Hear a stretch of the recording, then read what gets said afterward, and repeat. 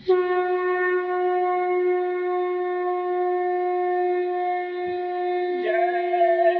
गुरुदेव, जय गुरुदेव। माता पिता की सेवा करो, उनके आशीर्वाद से फूलो फलो। माता पिता को सताओगे, सीधा नरक में जाओगे।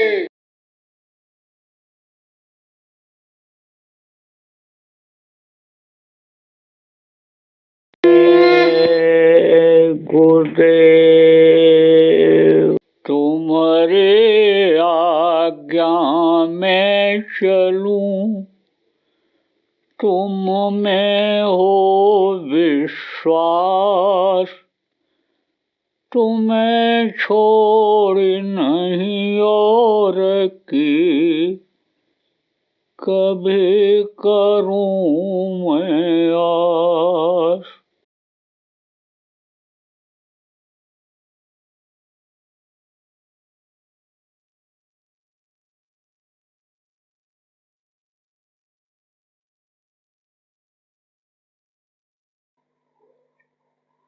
जय गुरुदेव। सर्वसमर्थ सर्वत्र स्मरणीय परम पूज्य गुरु जी महाराज, उपस्थित सभी सत्संगी धर्म प्रेमी बच्चों एवं बच्चियों, आज 28 अप्रैल 2022 वैशाख कृष्ण पक्ष त्रयोदशी सायंकाल की बेला, आश्रम उज्जैन मध्य प्रदेश।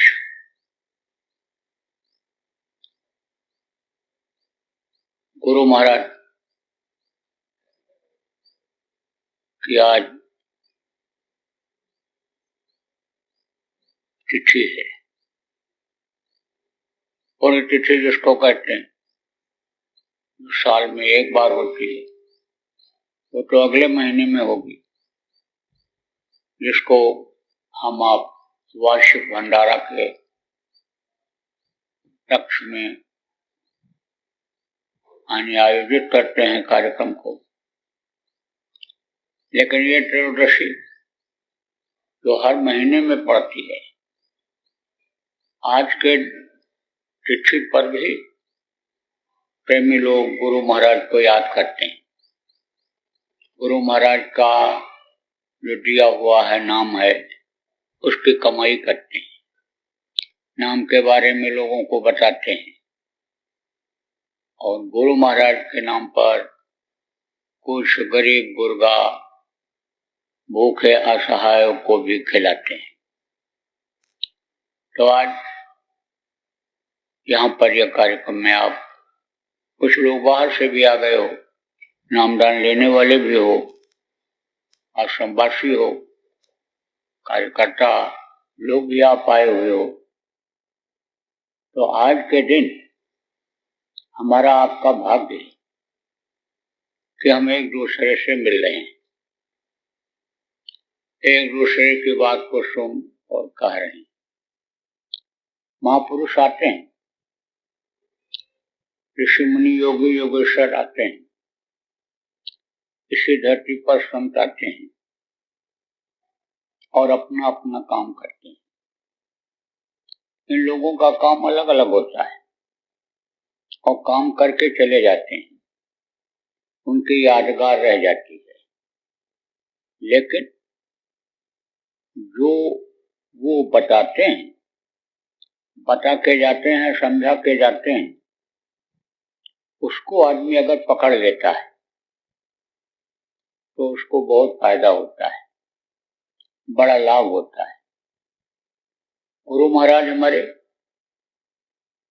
ऐसे शक्तिशाली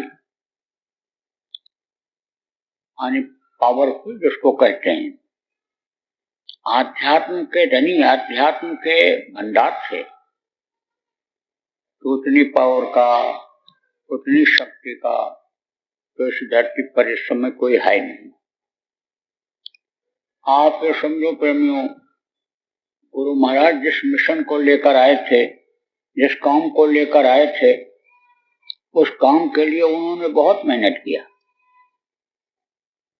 जीवों को बताने, समझाने, चेताने, उनको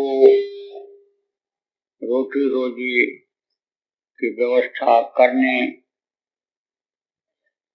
में तो उन्होंने समय दिया ही दिया, लेकिन जो अनमोल चीज दिया और उसको जिन्होंने ग्रहण कर लिया और उनके बताए अनुसार चलने लग गए, गुरु को समझ गए, मनसा वाचा कर्मणा ये तीन होता है। मन से, मन को ये विश्वास हो गया कि ये गुरु हैं, समर्थ गुरु हैं, शिक्षक गुरु हैं। वाचा कर्मणा, उन्होंने अपने वचन को सही कर लिया, उन्होंने अपने कर्म को सही कर लिया, और जो यह दुनिया के कर्म में लगे हुए हैं उससे थोड़े समय के लिए मुख को मोड़ करके जो अपने आत्मा का धर्म है, कर्म है, उस कर्म में जो लोग लगे उनको तो पहचान हो पाई, और नहीं तो बाकी आन मांस के शरीर में ही जो उनको देखते रहे, उनका मन इधर उधर भटकता रह गया। और ये देश किसका है? काल और माया का देश है। इस काल और माया के देश में बहुत से लोग फंस गए।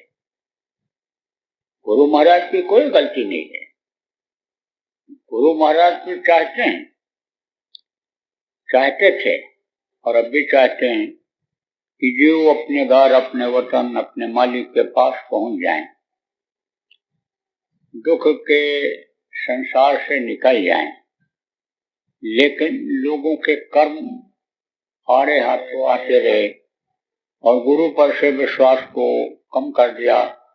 लोग अपनी विद्वता ज्ञान में चले गए, इसलिए बहुत से लोग फंस गए। तो आपको समझने की जरूरत है, जो आप नए लोग आए हो, आपको समझने की जरूरत है। ये जो देव दुर्लभ शरीर आपको मिला, माँ के पेट में ये बना, तो माँ के पेट में तो ज्ञान था कि हम माया के लोक में जा रहे हैं और वहां पर माया का पर्दा पड़ेगा, माया का पसारा वहां पर होगा। लेकिन पैदा होने के बाद वो चीज गई भूल।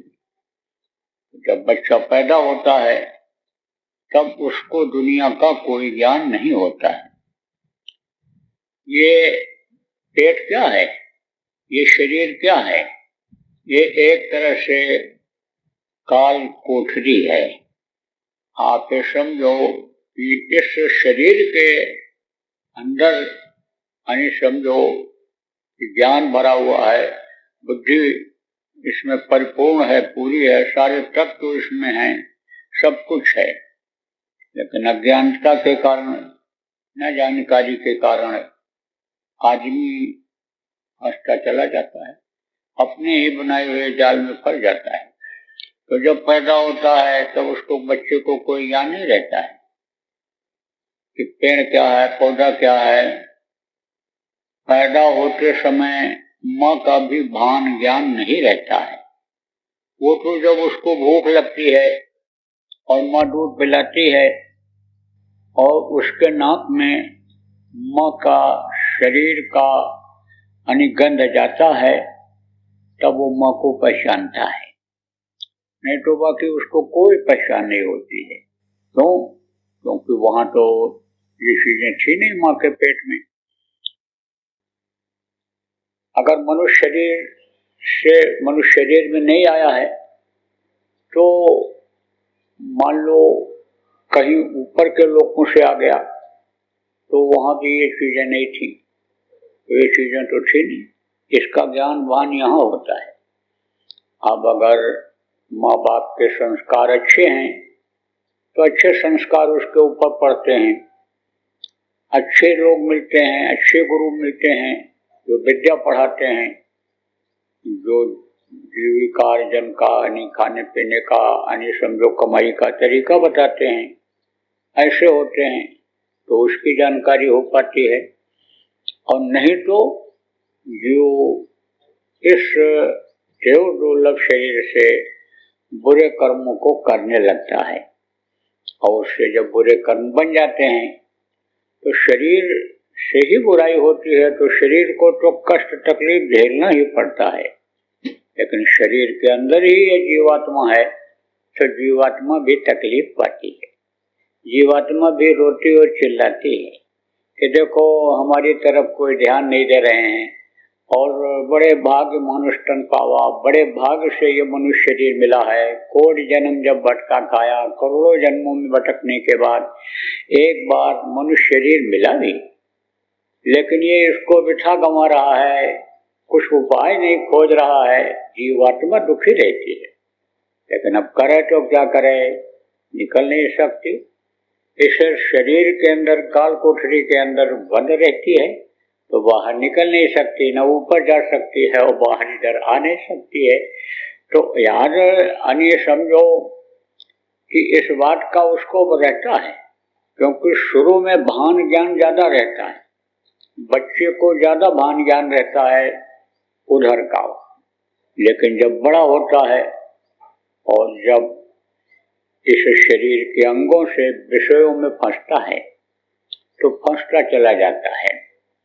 आपको समझने की जरूरत है कि जैसे मछली होती है तो मछली पकड़ने वाले क्या करते हैं, ऐसे बांस का टुकड़ा लेते हैं बड़ा सा और उसमें हुक लगा देते हैं और उसमें लगा देते हैं चारा, आटा का या कोई चीज का, खाने वाली चीज का, और उसको डाल देते हैं।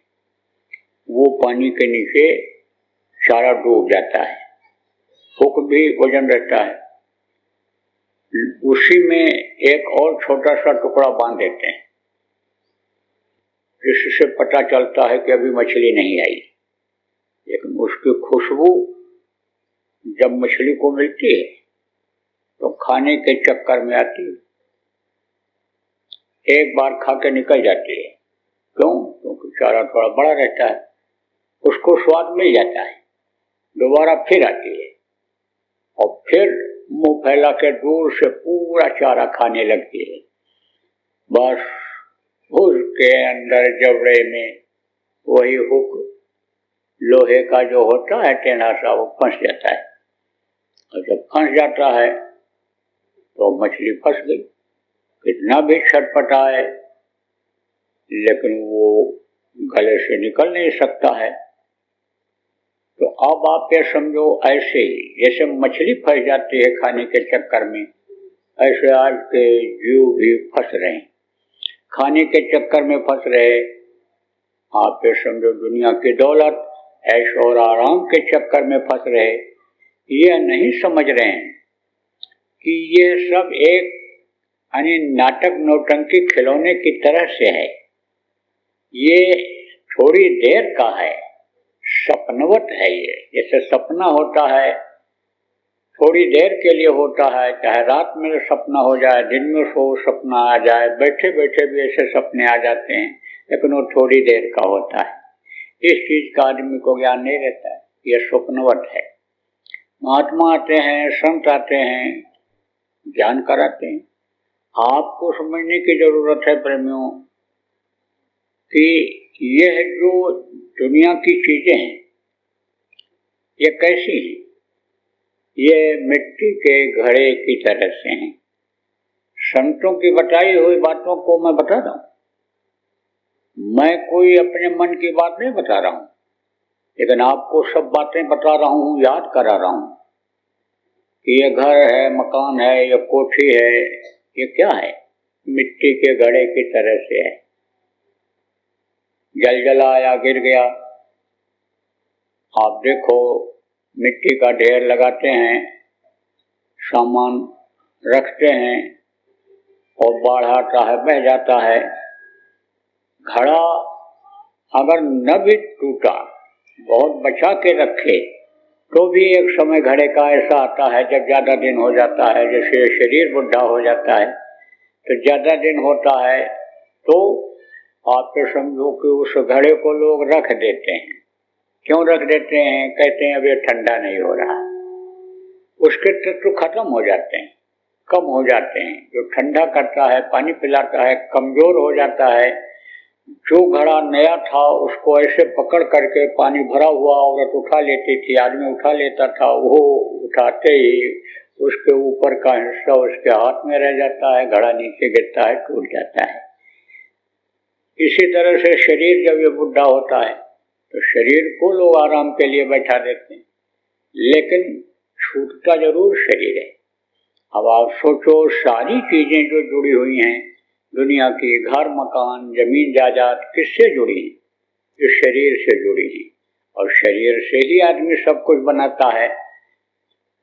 अब चाहे समझो अज्ञानता में बनाता हो, और चाहे जान करके भी जब मन उधर लग गया, हविष जब उधर बढ़ गई, तो आप फिर समझो उसकी बढ़ाता चला जाता है, बुरे कर्म भी करता है। किसके लिए? जमीन जायदाद के लिए, घर मकान के लिए, मान प्रतिष्ठा बढ़ाने के लिए, इधर उधर से खींच खांच के मर काट करके भी लाता है। लेकिन इधर आप अगर अखबार पढ़ते होंगे, अगर आप समाचार सुनते होंगे, लोगों के पास बैठते होंगे, तो लोग बताते होंगे कि मकान गिराए जा रहे हैं। किसके गिराए जा रहे हैं? जो गलत ढंग से पैसा कमा करके लाए और उसको बनाए। तो अब आप सोचो, इसीलिए उसने बनाया था कि गिरा दिया जाएगा।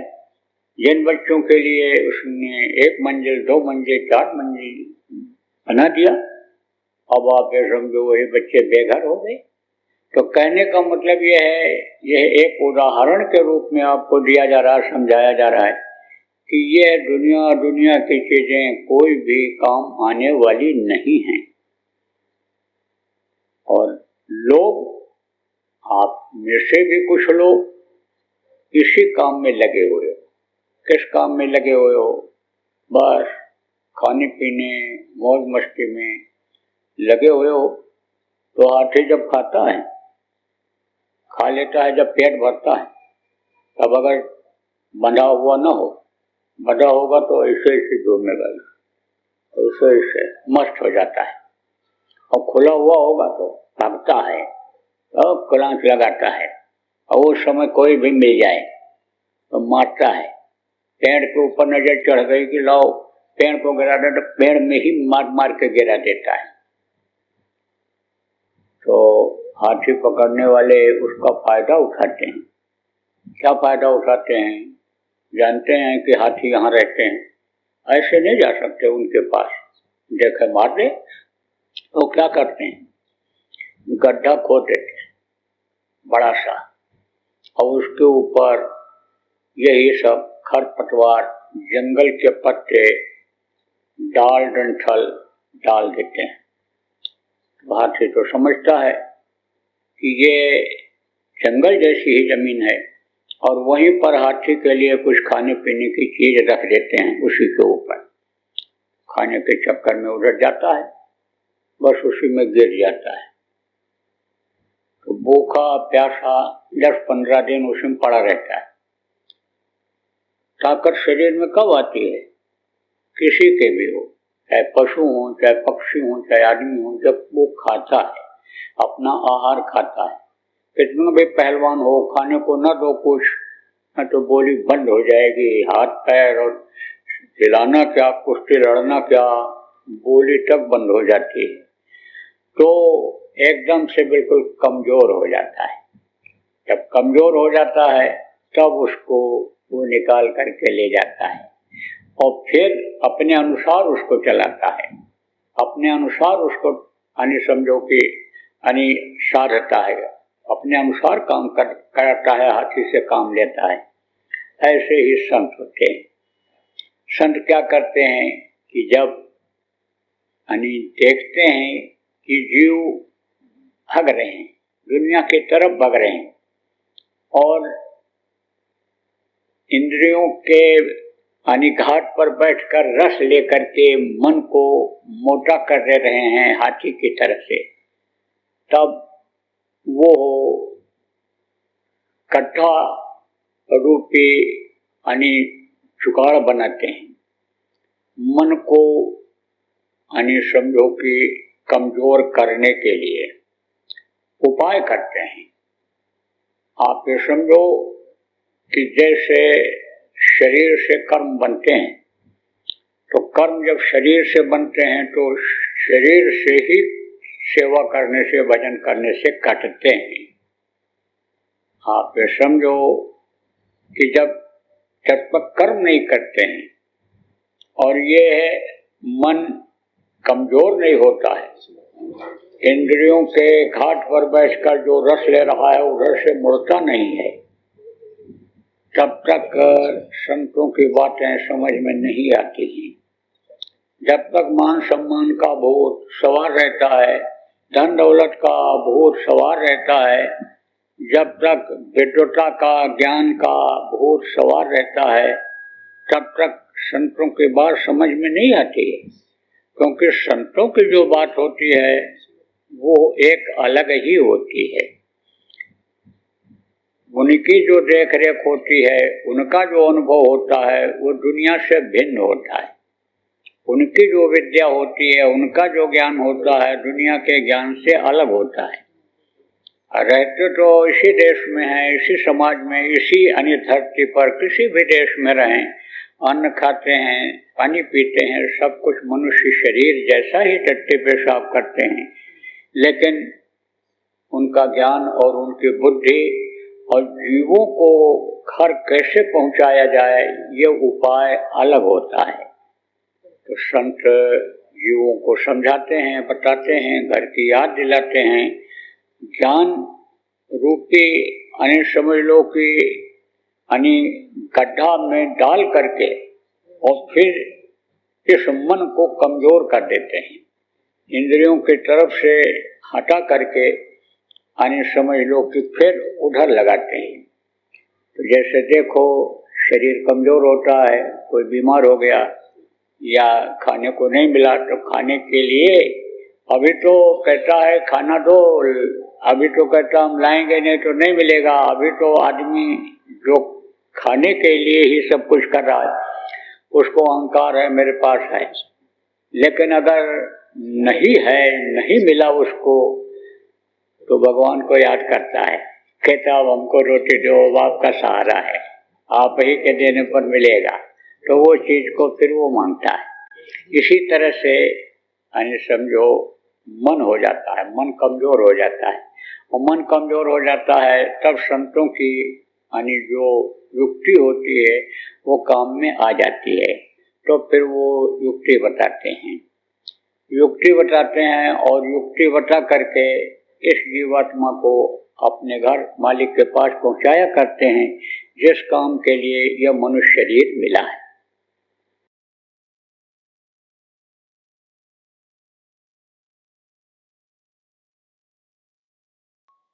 आप ये समझो कि जब संत आए तो संतों ने समझो कि इधर का ये सब खत्म कर दिया, क्योंकि इसमें बहुत समय लगता है उनको याद करने में, उनको पुकारने में, और मन को रोकने में, और मन को विषय वासनाओं से हटाने में समय लगता है बहुत। और इस समय पर घोर कलयुग चल रहा है। आप ये समझो कि इस समय पर पूरे विश्व में 80% से भी ऊपर लोगों के हत्या का पाप लगा हुआ है। हत्या का, कौन सी हत्या? जीव हत्या का।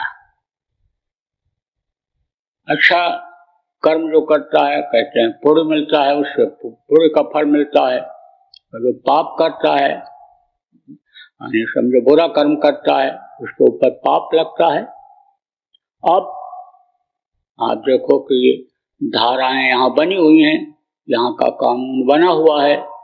क्या बना हुआ है कि जो हत्या करता है उसको भी पाप लगता है, और जो बंदूक देता है हत्या के लिए उसको भी सजा मिलती है, और जो योजना बनाता है कि इस तरह से तुम जाना और घर से जब निकलेंगे एकांत में पहुंच जाएंगे तब बंदूक से मारना, तो ये सब सजा के भागी हो जाते हैं। ऐसे सब लोग सजा के भागी हो रहे हैं, चाहे जान में हो रहे चाहे अनजान में हो रहे। कोई जान के किसी को मरवा देता है वो भी हत्या का भागीदार हो जाता है, और मरवाने वाले के साथ में जो रहता है वो भी उस कानून के दायरे में आ जाता है कि तुम इसके साथी हो, इसका साथ दिया तुमने, इसका साथ किया तुमने। तो अब आप ये समझ लो कि ये बड़ा गहन विषय है, इसको प्रेमियों आपको समझने की जरूरत है कि हत्या जिसने किया, जीवों को जो मारता है, काटता है, लाता है, खाता है, खिलाता है, और जो उसका साथ करता है, उससे जो जुड़ा हुआ है, उसके बर्तन में जिसमें मांस पकाया गया खाता है, उसको खुशी होती है कि हम दावत दे रहे हैं, हम बुला रहे हैं, इनको जा रहे हैं, खा रहे हैं, सब हत्या के भागीदार बन जाते हैं। मांस खाना बहुत बड़ा पाप बताया गया। मांस, लोग कहते हैं कि मांस खाओगे शरीर बन जाएगा, तंदुरुस्त हो जाएगा, पुष्ट हो जाएगा। बहुत से अज्ञानी डॉक्टर हैं जिनको नहीं जानकारी है, कहते हैं अंडा खाओगे ताकत आ जाएगी, शरीर बन जाएगा, शरीर के अंदर ताकत आ जाएगी। अब शरीर तो सूखी रोटी से भी चल सकता है, इसमें भी ताकत रहती है, लेकिन जो शरीर सूखी रोटी से, सादा खाना खाने से, शाकाहारी खाने से चलता रहता है, उससे जब ज्यादा ताकत उसमें आ जाती है तब मन किधर ले जाता है, विषयों की तरफ ले जाता है। अब जो मांसाहारी हैं, मांस जब खाने लगे, ताकत जब बढ़ने लगी, आप ये समझो कि मांस पकने में जब आने समझ लो कि दिक्कत हुई, क्योंकि मांस गलता नहीं है। आप रोटी डाल दो पानी में, थोड़ी देर के बाद देखोगे कि घुल जाएगा उसी में, लेकिन मांस जल्दी घुलता नहीं है। तो जब वो पका हुआ मांस भी अंदर चला जाता है, आप देखो कुछ सब्जियां ऐसी होती हैं कि जो पानी में और जो उसमें पकाते हैं जिस चीज में, उसमें मिल नहीं पाती हैं, उनके टुकड़े अलग ही रहते हैं। जैसे चिकनी चीजें जो होती हैं उसकी चिकनाहट खत्म नहीं होती है, उसमें मिल नहीं पाता है, तो पेट में जब वो चला जाता है तो अंदर घुलने में दिक्कत होती है। आप ये समझो जल्दी पचता नहीं है। तो शराब किस चीज से बनाते हैं, अल्कोहल से बनाते हैं, उसमें ऐसी चीज रहती है कि जो पेट में पड़ी हुई चीज को जल्दी से घुला देती है। मतलब शराब पीने लगे मांस को गलाने के लिए, मांस को शरीर के अंदर पचाने के लिए। अब जब शरीर के अंदर जब शराब गया तो बुद्धि खराब हो गई, और उधर जो अलग से ताकत मिली मांस खाने के आने से, ताकत शरीर को जो मिली, तो बुद्धि खराब हुई। तो आदमी अपने नियत को खराब कर लिया, दूसरे की औरतों की तरफ नजर चली गई, बाजार के औरतों की तरफ चला गया, और वहां पर अपने जो कीमती और जो शुद्ध सात्विक शुक्राणु थे उनको उधर फैला दिया, उधर फेंक दिया। इधर मांसाहारी समझो अपने शुक्राणु को जब दिया उसको, अपनी औरत को, और उससे बच्चा बना, तो वो जो शुक्राणु हैं वो सारे के सारे बच्चे के शरीर में उसी तरह से फैल गए जो उस तरह के थे। आप ये समझो कि जो ऐसा भाव रखते हैं कि एक कोई अच्छा संतान पैदा हो जाए, ध्रुव जैसा पैदा हो जाए, भरत जैसा पैदा हो जाए, यानी प्रहलाद जैसा पैदा हो जाए, राम जैसा पैदा हो जाए, रहीम जैसा पैदा हो जाए, मोहम्मद जैसा पैदा हो जाए, कृष्ण जैसा पैदा हो जाए, भगत सिंह, चंद्रशेखर, अशफाकुल्ला खान जो देशभक्त थे, महात्मा गांधी जैसा पैदा हो जाए। जो इसके भाव जिस तरह से रहते हैं उसी तरह के बच्चे पैदा होते हैं। और जो काम वासना बस अन्य समझो कि बच्चा पैदा करते हैं, आप समझो उनके बच्चे उसी तरह से यानी व्यभिचारी प्रवृत्ति के पैदा होते हैं। तो मनुष्य जो है वो पशुओं से भी आने समझ लो कि बदतर जिसको कहते हैं वो हो गया, आने समझ लो कि पशुओं से भी एक तरह से नीच प्रकृति में चला गया। अब आप ये समझो कि ऐसे समय में ये चीजें आध्यात्म और धर्म कर्म लोगों के समझ में क्या आ सकता है? वो तो बस वही पसंद करेंगे कि बस भगवान का नाम ले लो और पूजा पाठ जैसे लोग करते हैं ऐसे कर लो। अब घर में तो बहुत से लोग देखो बैठेंगे भी नहीं आज, समझो वही जो घर के दो एक लोग हैं धार्मिक प्रवृत्ति के, तो उस घर को चला रहे हैं, जिनके पुण्य प्रताप से घर चल रहा है, जिनके समझो कि शक्ति से अंदर की पावर से विल पावर से घर चल रहा है, वही लोग ये भी करते हैं। तो अब ऐसे अगर देखा जाए तो बहुत सी वातावरण खराब हो रहा है। अब ऐसे समय में अगर लोगों का खान पान नहीं सुधरा, चाल चलन अगर नहीं सुधरा, तो न तो देवता को समझ सकते हैं न भगवान को समझ सकते हैं।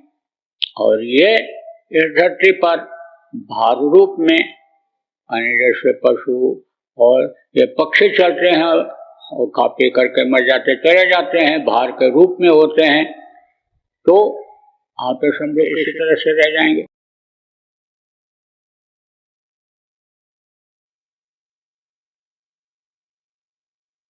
देखो विद्यार्थियों, देखो जवानों, देश का भविष्य, दुनिया का भविष्य आपके ऊपर निर्भर करता है। आप ऐसा क्यों बनते हो कि जिससे आप न माता पिता की सेवा कर पाओ, न अपने आने वाली पीढ़ी बच्चों का सेवा कर पाओ, न देश समाज की सेवा कर पाओ? ऐसा क्यों बनते हो? आप तो किसके औलाद हो? राम के औलाद हो, कृष्ण के औलाद हो, मोहम्मद के औलाद हो, ईसा के औलाद हो। तो आपके पूर्वज वो लोग थे, उनका अनुकरण क्यों नहीं करते हो? इन लोगों ने और जितने भी संत हुए कभी मांस नहीं खाए, कभी ऐसे नशे का सेवन नहीं किया कि जिससे अन्य समझ लो कि उनका या उस समय के लोगों का कोई नुकसान हुआ हो। तो आप समझो कि अच्छा बनना क्यों नहीं चाहते हो? आप मोगरा बन करके, आप गलियों में नाच करके, ढिमला करके, नशे में आप अपने अस्तित्व को क्यों खराब कर दे रहे हो? इसलिए आप अच्छों का अनुकरण करो, अच्छों का साथ करो, साधकों का साथ करो। साध संग मोहि देव नित परम गुरु दातार। आप जितने भी नामदानी बच्चे हो, साधक बच्चों का साथ करो। अच्छे अच्छे बच्चे हैं, साधक हैं, मैं बता दूं, इसी में बता देंगे। कई जवानों को बता दूंगा जो साधना करते हैं और अंदर में उनको अनुभूति होती है।